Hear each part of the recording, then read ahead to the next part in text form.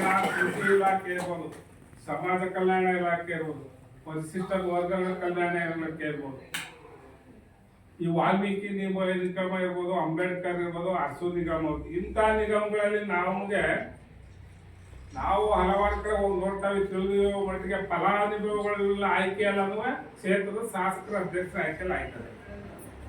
ಆ ಕ್ಷೇತ್ರದ ಅಧ್ಯಕ್ಷರು ಏನ್ ಮಾಡ್ತಾರೆ ಅಂದ್ರೆ ಅವ್ರ ಜೊತೆ ಇರೋರಿಗೆ ಕೊಡ್ತಾರೆ ಹೊರತು ಕಡೆ ವ್ಯಕ್ತಿಗೆ ಯಾವುದೇ ಕಾರಣಕ್ಕೂ ಸವಲತ್ತುಗಳು ತಲುಪೋದೇ ಇಲ್ಲ. ಅಂತ ಸವಲತ್ತುಗಳು ತಲುಪದೇ ಇದ್ದಂತ ಸಂದರ್ಭದಲ್ಲಿ ಏನು ನಮ್ಮ ಸಂಘಟನೆ ಇಲ್ಲಿ ಅಧ್ಯಕ್ಷರುಗಳು ಇರ್ತಾರೋ ಅಂತ ಅಧ್ಯಕ್ಷರುಗಳು ಅವರನ್ನ ಗುರುತಿಸಿ ಅಧಿಕಾರಿಗಳನ್ನ ಭೇಟಿ ಮಾಡಿ ಇವ್ರಿಗೆ ಇಂಥ ಅವರು ಭಾರಿ ಸಂಕಷ್ಟದಲ್ಲಿದ್ದಾರೆ, ಅವ್ರಿಗೆ ಆರ್ಥಿಕ ಸೌಲಭ್ಯ ಇಲ್ಲ, ಅಂತಾಗೆ ಸೌಲಭ್ಯವನ್ನು ಕೊಡಿಸುವಂತ ಕೆಲಸನ ನಮ್ಮ ಸಂಘಟನೆ ಅಧ್ಯಕ್ಷರು ಮೊದಲನೇದಾಗಿ ಮಾಡಬೇಕು. ಆಗ ನಮ್ಮ ಸಂಘಟನೆಗೂ ಒಂದು ಶಕ್ತಿ ಬರ್ತದೆ.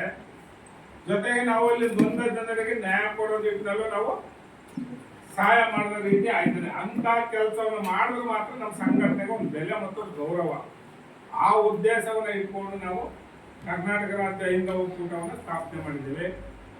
ಈ ಸಂಘಟನೆ ಯಾವುದೇ ಒಂದು ರಾಜಕೀಯ ಪಕ್ಷಕ್ಕೆ ಸೀಮಿತವಾದ ಸಂಘಟನೆ ಅಲ್ಲ.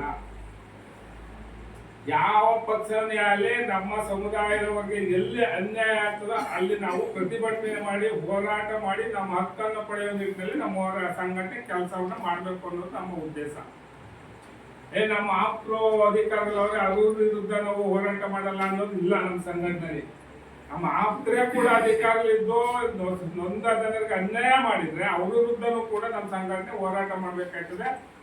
ನೊಂದ ಜನರಿಗೆ ನ್ಯಾಯ ಕೊಡುವ ನಿಟ್ಟಿನಲ್ಲಿ ನಮ್ಮ ಸಂಘಟನೆ ಕೆಲಸವನ್ನು ಮಾಡಬೇಕು ಅನ್ನೋ ಉದ್ದೇಶವನ್ನು ಇಟ್ಕೊಂಡು ನಾವು ಪ್ರಾರಂಭ ಮಾಡಿದ್ದೇವೆ.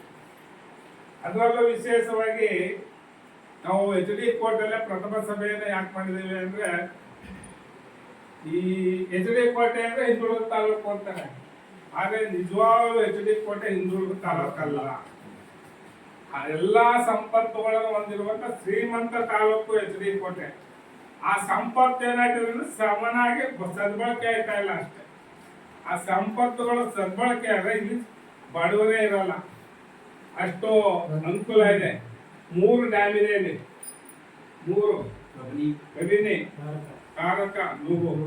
ಆ 3 ಡ್ಯಾಮ್ಗಳು ಯಾವ ತಾಲೂಕಿಲ್ಲ, ಎಲ್ಲೂ ಇಲ್ಲ. 3 ತಾಲೂಕು ಡ್ಯಾಮ್ಗಳು ಅದರ ಬಳಕೆ ಮಾಡ್ಕೊಂಡ್ರೆ ನಾವು ಬಡವರೇ ಆಗಲ್ಲ.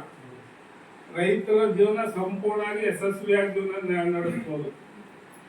ಹೆಚ್ಚು ಕಡಿಮೆ ಭತ್ತನಾಡು, ಕೇರ್ನಾಡು ಅಂತರಲ್ಲಿರೋ ಒಂದೇ ಡ್ಯಾಮು. ಆದ್ರೆ ಆ ನೀರಿನ ಬಳಕೆ ಏನಾಯ್ತದೆ ಅಂದ್ರೆ ಈ ಜನರ ಬಿಟ್ಟು ಬೇರೆ ಕಡೆ ಹೋಗ್ತದೆ. ಅದೇ ನಮ್ಮ ಆಡಳಿತ ಮಾಡುವಂತವ್ರು ಆ ನೀರನ್ನ ಇಲ್ಲಿಂದ ಜನರಿಗೆ ಬಳಕೆ ಆಗುವಂತ ವ್ಯವಸ್ಥೆಯನ್ನ ಮಾಡಿದ್ರೆ ಪ್ರತಿಯೊಬ್ಬರು ಕೂಡ ಶ್ರೀಮಂತಿಕೆ ಜೀವನ ಮಾಡ್ಬೋದು ರೈತರು. ಆ ಮುಂದಾಲೋಚನೆ ಯಾರು ಇಲ್ಲ ಅಂತ ನನ್ನ ಭಾವನೆ. ಅಂತ